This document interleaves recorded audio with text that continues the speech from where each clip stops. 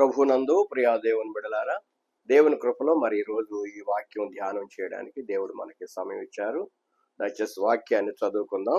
ఆది కాండము 28వ అధ్యాయము 20 వచనాన్ని 21, 22 వచనాలు కూడా చదువుకుందాం. అప్పుడు యాకోబు, నేను తిరిగి నా తండ్రి ఇంటికి క్షేమముగా వచ్చినట్లు దేవుడు నాకు తోడయుండి నేను వెళ్ళుచున్న ఈ మార్గములో నన్ను కాపాడి తినుటకు ఆహారమును ధరించుకొనుటకు వస్త్రములను నాకు దయచేసిన యెడల యెహోవా నాకు తోడయుండును. మరియు స్తంభముగా నేను నిలిపిన ఈ రాయి దేవుని మందిరమగును. మరియు నీవు నాకిచ్చు యావత్తులో 10వ వంతును నిశ్చయముగా నీకు చెల్లించునని మ్రొక్కుకొనెను. చిన్న ప్రార్థన చేద్దాం. ప్రేమ నమ్మకము గల మా యేసయ్య, నీ పరిశుద్ధ నామానికి స్తోత్రములు. ఉదయకాల సమయం నీ కృప ద్వారా మరొకసారి నీ వాక్యము ధ్యానం చేయడానికి అయా మీరు మాకు ఇచ్చిన ఈ మంచి సమయాన్ని బట్టి స్తోత్రాలు తెలియజేస్తున్నాం. ప్రభువా, నిన్ను స్తుతించువారు ధన్యులు, నీ నామాన్ని కీర్తించువారు దీవించబడుతున్నారు. అయా అనాది కాలం నుండి మీరు మా పట్ల కృప చూపిస్తూ మమ్మల్ని సజీవులుగా ఉంచి అయా మా జీవితంలో మరొక నూతన ఉదయాన్ని ఇచ్చినందుకును, ఈ రక్షణ వార్త యూట్యూబ్ ఛానల్ ద్వారా నీ వాక్యాన్ని అందించడానికును మీరు మాకు ఇచ్చిన సమయాన్ని బట్టి వందనాలు.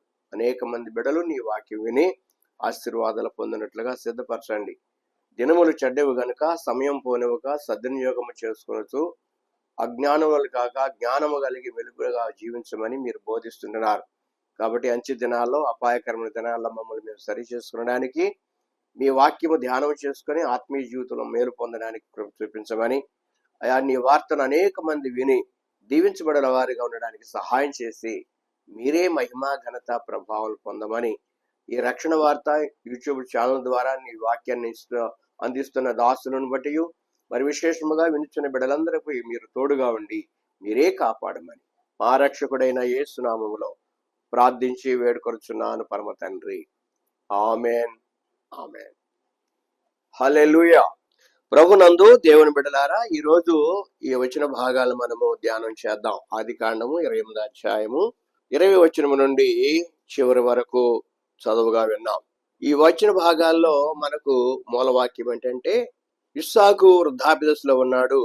ఆ సమయంలో ఏశావు తన కుమారుడు యాకోబు, ఏశావులు ఇరువురు కూడా సహోదరులై ఉన్నారు. అయితే ఇస్సాకు వృద్ధాప్య దశలో ఒక కోరిక కోరుతూ ఉంటాడు. తన పెద్ద కుమారుని పిలిచి నాకు మంచి భోజనము కావాలని చెప్పడం జరిగింది. తండ్రి మాట తీసుకొని ఏశావు అడవికి వెళ్ళి ఆహారం సిద్ధపరచు సమయాల్లో తల్లి ఇంటి దగ్గర ఉంది కాబట్టి ఆ యజమానుడు చెప్పుతున్న మాట ఆలకించి, యజమానుడు పెద్ద కుమారుని దీవిస్తాడు అనే ఆలోచనతో తన పెద్ద కుమారుడు గృహానికి రాకముందే తల్లి యాకోబుని సిద్ధపరిచి మంచి ఆహారం సిద్ధపరిచి తండ్రి దగ్గర తీసుకెళ్ళని చెప్పడం జరుగుతుంది. ఈ విషయాన్ని మనం అనేక పర్యాలు వింటూ ఉన్నాం. ఆ సమయంలో ఏశావు తండ్రి దగ్గరికి ఆహారం తీసుకొచ్చే లోపుగా తన తమ్ముడైన యాకోబు తండ్రికి ఆహారం పెట్టడం, దీవెనలు పొందటం జరిగిపోయింది.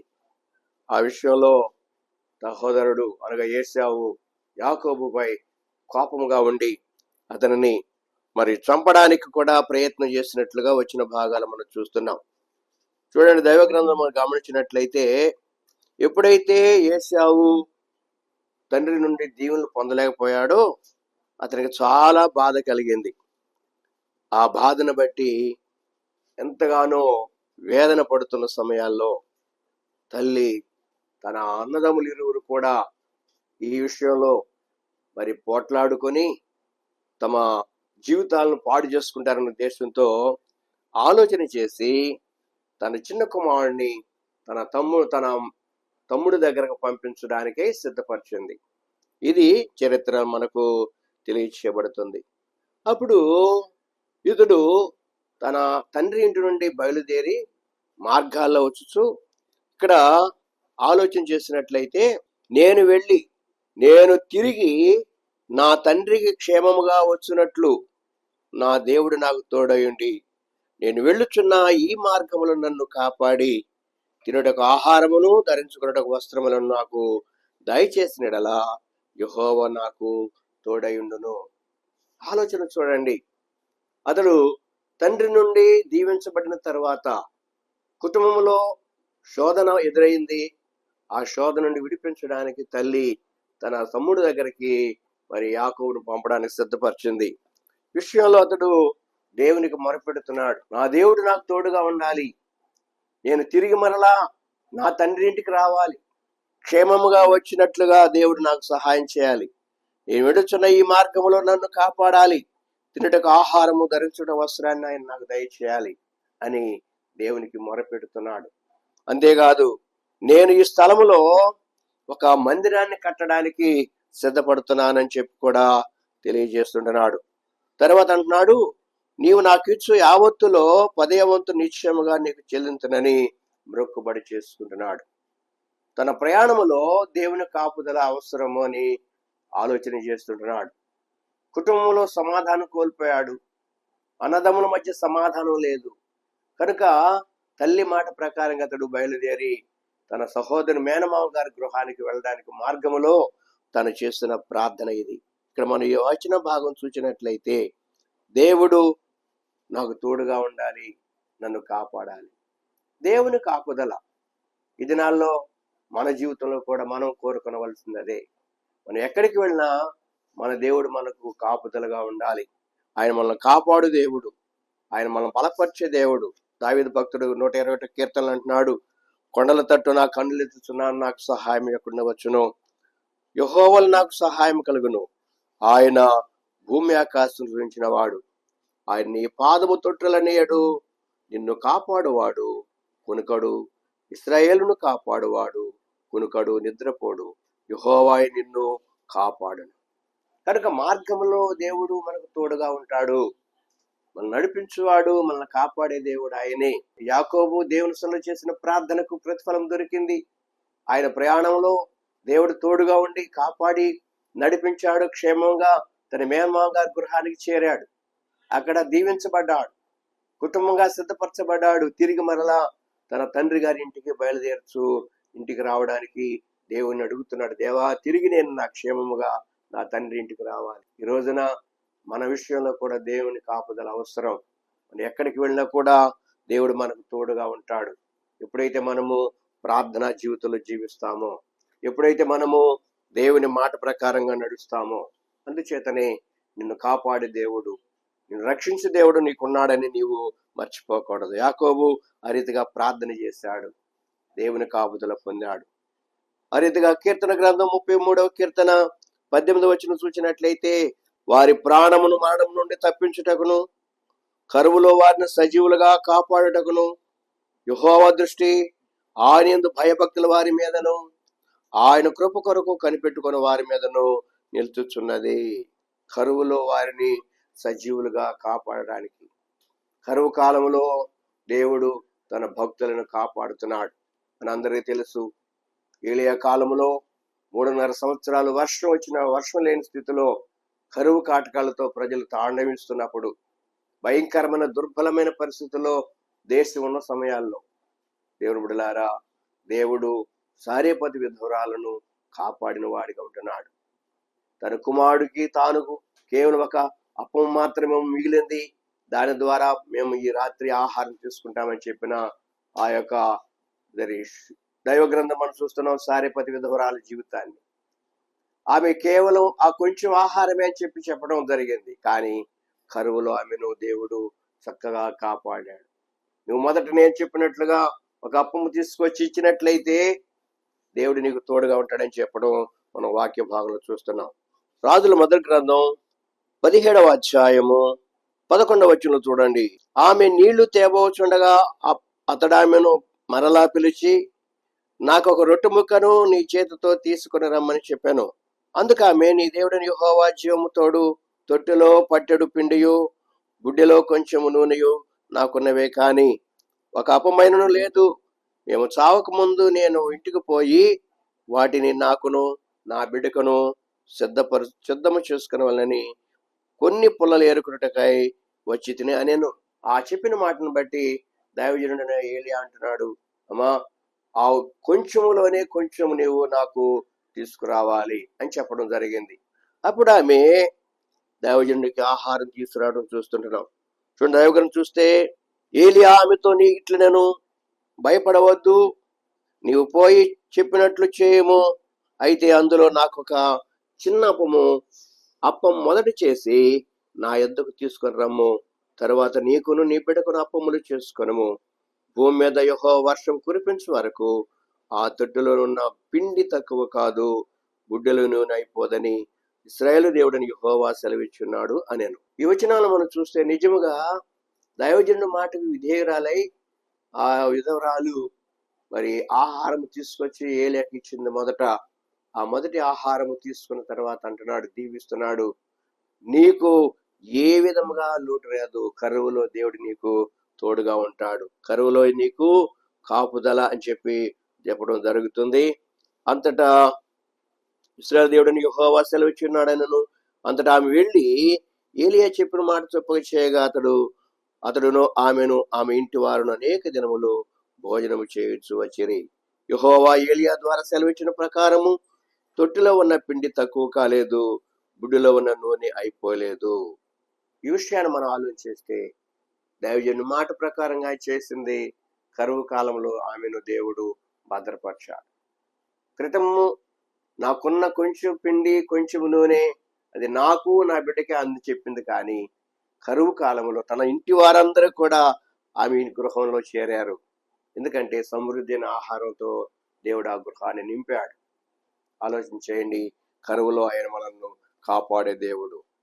అంతేకాదు ప్రయాణంలో దేవుడు మనకు తోడుగా ఉంటాడు. 91 కీర్తన 11 వచనం అంటున్నాడు, నీ మార్గమంతులు నిన్ను కాపాడుటకు ఆయన తన దూతలను నీకు ఆజ్ఞాపిస్తూ ఉంటున్నాడని చెప్పి వాక్యంలో మనం చూడగలుగుతున్నాం. నీ మార్గమన్నిటిలో నిన్ను కాపాడుటకు నిన్ను గూర్చి తన దూతలకు ఆజ్ఞాపించును, నీ పాదములకు రాయి తగలకుండా వారు నిన్ను తమ చేతుల మీద ఎత్తి పట్టుకొందురు.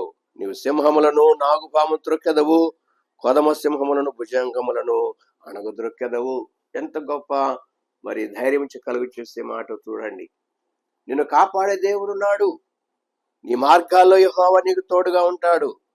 భయపడని అవసరం లేదని దేవుని వాక్యం మనకు ధైర్యం చేకూరుస్తుంది. కాబట్టి దేవుడు మనల్ని కాపాడువాడు. కరువులో తన భక్తులను కాపాడుతున్నాడు, మార్గాల్లో తన భక్తులను కాపాడుతున్నాడు. వారికి ఏ అపాయం రాకుండా ఆయన కాపాడుతాడు. ఈ విషయాన్ని మనము 97వ కీర్తన 10వ వచనంలో కూడా మనం గమనించినట్లయితే, యెహోవాను ప్రేమించు వారలారా చెడుతనం నశించుకొనుడి, తన భక్తుల ప్రాణములను ఆయన కాపాడును, భక్తిహీనుల చేతుల నుండి ఆయన వారిని విడిపిస్తాడు. దేవుని ప్రేమించే వారలారా, లోకరీతిగా మీరు చెడు సహవాసాన్ని చెడు స్నేహాన్ని విడిచిపెట్టండి. తన భక్తుల ప్రాణమును ఆయన కాపాడుతాడు. తన భక్తులకు ఆయన నిత్యము తోడుగా ఉండి నడిపించువాడనే విషయాన్ని మనకి ఇక్కడ తెలియచేయబడుతుంది. ఎలా కాపాడుతాడు దేవుడు? తన దూతలకు ఆజ్ఞాపిస్తాడు. ప్రియ దేవుని బిడ్డలారా, ఈరోజు మన చుట్టూ తన దూతలు కావలి ఉన్నాయి. మన చుట్టూ ఆయన ఉంటున్నాడు. ఆయన మార్గాల తోడుగా ఉండే దేవుడు, తన భక్తుల ప్రాణాన్ని కాపాడే దేవుడు, కరువులో మనకు తోడుగా ఉండి నడిపించే దేవుడు. యెషయా భక్తుడు అంటున్నాడు, గమనించండి, 31వ అధ్యాయం యెషయా గ్రంథం 5వ వచనంలో, పక్షులు ఎగురుచు తమ పిల్లలను కాపాడునట్లు సైన్యములకు అధిపతికి యెహోవా యెరూషలేమును కాపాడును, దాన్ని కాపాడుచు విడిపించుచుండును, దానికి హాని చేయక తప్పించుచుండును. ఎలా కాపాడుతున్నాడు దేవుడు ఇశ్రాయేలు ప్రజలను? పక్షులు ఎగురుచు తమ పిల్లలను కాపాడుకుంటున్నాయి. పక్షులు తమ పిల్లలకు ఏ హాని కలగకుండా భద్రం చేసుకుంటుంటాయి. అందుకని యేసయ్య ప్రభు వారు కూడా బోధించాడు, కోడి తన పిల్లలను రెక్కల చాటుని ఏ రీతిగా కాపాడుతున్నదో అనేక మార్లు నేను మిమ్మల్ని చేర్చుకోవాలనుకున్నానని చెప్పి ప్రభువారే బోధిస్తున్నాడు. కోడిని, ఒక చిన్న పక్షిని గుర్తు చేస్తున్నాడు. ఆ పక్షి కోడి తన పిల్లల విషయమై ఎంతో శ్రద్ధ కలిగి ఉంటుంది. ఆకాశంలో ఎగురుచున్న గ్రద్ద ఆ పిల్లలను పసిగట్టుతూ ఆ పిల్లల మీద వాళ్ళడానికి తీసుకెళ్ళడానికి సిద్ధపడుతున్న సమయాల్లో పక్షి చాలా భద్రత కాపాడు, వెంటనే తమ పిల్లలను పిలుచుకొని తన రెక్కల చాటున భద్రం చేసుకుంటుంది. కనుక తన పిల్లలకి ఏ హాని కలగకుండా ఆ తల్లి పక్షి ఎంతగానో ఆలోచన కలిగి ఉంటాను. అలాగే భక్తుడు అంటున్నాడు, యెషయా ద్వారా ప్రభు అంటున్నాడు, పక్షి ఏ రీతిగా తన పిల్లలను కాపాడుకుంటుందో అలాగే నేను మిమ్మల్ని కాపాడుతున్నాను, యెరూషలేమును నేను కాపాడువాడని చెప్పి ప్రభు సెలవిస్తుంటున్నాడు. దేవుని బిడ్డలారా, దేవుని యొక్క సన్నిధిలో మనము ఆయన ద్వారా భద్రపరచబడిన వారిగా ఉండాలి. ఆయన కుమారులుగా మన ఈ లోకంలో జీవించాలి. ఆయన అడుగుతాడు మనం నడిచే వారిగా ఉండాలి. మన మార్గమును ఆయనకు అప్పగించాలి. అప్పుడు ఆయన మనకు చక్కటి త్రోవలో తోడుగా ఉండి యాకోబు నడిపించిన దేవుడు, మరి దానియేలును భక్తులను కాపాడిన దేవుడు మనకు తోడుగా ఉంటాడు. కాబట్టి దేవుని బిడ్డలుగా మనం జీవించినట్లయితే ఈ లోకంలో మనకు ఎదురవుతున్న ప్రతి సమస్యను, ప్రతి శోధనను కూడా దేవుడు మనకు విడుదల కలుగు చేస్తాడు.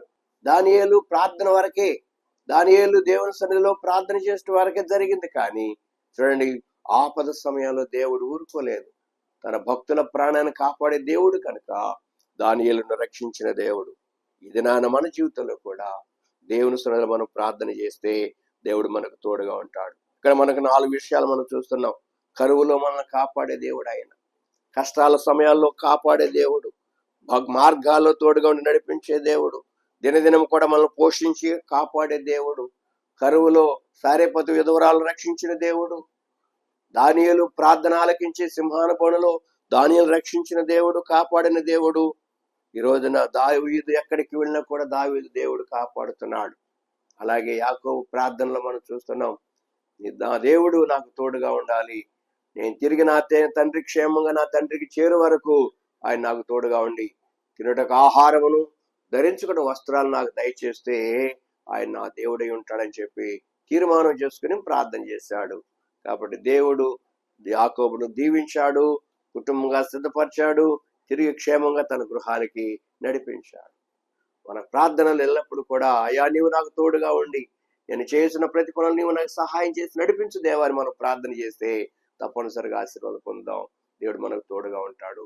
మనం కాపాడే దేవుడు, కునుకడు నిద్రపోడని వాక్యాన్ని మనం జ్ఞాపకం చేసుకుంటున్నాం. దేవుడు చిన్న మాటలు మన కొరకై దీవించును గాక. ఆమేన్. ప్రార్థన. మహోన్నతుడా, మహిమగల రాజా, నీ కృపా కాపుదలు తమను ఇంతవరకు భద్రపరిచారు. భక్తుడు యాకోబు ఏ రీతిగా ప్రార్థించుకొని బయలుదేరాడో, అయా నాకు మార్గాలు నీవు నాకు తోడుగా ఉండి నన్ను కాపాడు దేవాన్ని ప్రార్థన చేశాడు. అలాగే ఈ రోజున మా జీవితంలో కూడా అలాంటి ప్రార్థనాత్మ కలిగిన వారమై జీవించడానికి సహాయం చేయండి. యెహోవా దేవుడు తన భక్తుల ప్రాణాన్ని విడిచిపెట్ట తన భక్తులకు హాని కలగకుండా చేస్తాడని చెప్పి వాక్యం సెలవిస్తున్నది. అదేవిధంగా భక్తుడిని దానియేలును రక్షించిన దేవా నీకు వందనాలు. కరువు కాటంలో, బాధల్లో, ఇబ్బందుల్లో భక్తులను కాపాడిన దేవా నీకు వందనాలు. సారెపతు విధవరాలు కరువులో ఉన్నప్పుడు, అయా వర్షము కురవకుండు కష్టాలతో ఉన్న జీవితంలో శాంతిని కలుగు చేసిన వాడుగా ఉన్నారు ప్రభా. అయా తొట్టిలో ఉన్న పిండి తక్కువ కాదు, గుడ్డిలో ఉన్న నూనె అయిపోదని చెప్పే రీతిగా దైవజన ద్వారా పలికించారు. ఆ రీతిగా కరువు సమయాల్లో తన కుటుంబంతో కూడా ప్రభువా మరి ఆహారం తీసుకున్నట్లుగా వాక్యాలు మనం చూస్తున్నాం. కాబట్టి ఈ రోజున మా జీవితంలో కూడా మాకు ఏ కొదుగుగా ఉన్నా ప్రార్థన చేస్తే దేవా అన్ని సమకూర్చే దేవుడు నీవైనావు. మా జీవితాల్లో అనేకమైన శోధనలు, కష్టాలు ఎదురైనప్పుడు మీరు మా కాపుదలగా ఉండాలి, మమ్మల్ని అందరూ ఆదరించి నడిపించాలి.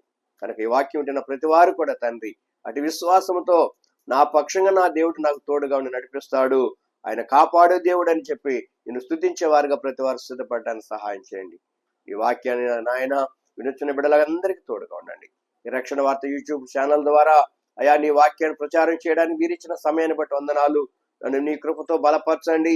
ఇంకా అనేక వర్తమానాలు వినిపించడానికి కావాల్సిన సహాయాన్ని కలుగు చేయండి, జ్ఞానము దయచేయండి. నీ కృపలో మమ్మల్ని దీవించమని, ఈ ప్రచారం ద్వారా అనేక మంది నీ వాక్యం తెలుసుకుంటానికి కృప చూపించమని, రక్షణలో ఎదగడానికి సహాయం చేయమని మా ప్రభువును మా రక్షకుడైన యేసయ్య పరిశుద్ధ నామమున ప్రార్థించి వేడుకొనుచున్నాను పరమ తండ్రి. ఆమేన్. మన తండ్రి అయిన దేవుని ప్రేమ, రక్షకుడైన యేసయ్య కృప, పరిశుద్ధాత్మ దేవుని కాపుదల నిరంతరము తోడుగా ఉండి కాపాడి నడిపించును గాక. ఆమేన్. ఆమేన్. హల్లెలూయా.